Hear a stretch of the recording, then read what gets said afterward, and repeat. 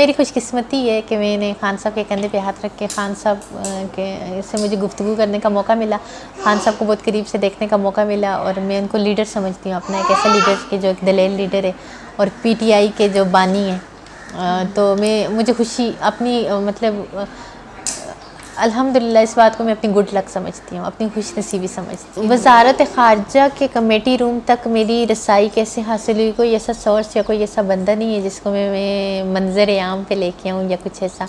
तो मैंने परमिशन ली वहाँ के जो मतलब लोग थे, उनसे मैंने परमिशन ली और मुझे परमिशन मिला।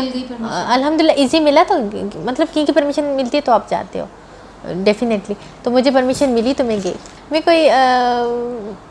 कोई भी बात होती है तो मैं कहती हूँ कि जो बात है वो हक़ाइक़ पे मबनी हो और हकीकत हो, और डर नहीं, अल्लाह के अलावा किसी से कभी डर लगा ही नहीं। मैं जिससे भी मिलती हूँ मैं कहती हूँ अच्छी यादें होनी चाहिए ना, बंदा आगे जाए तो यादगार।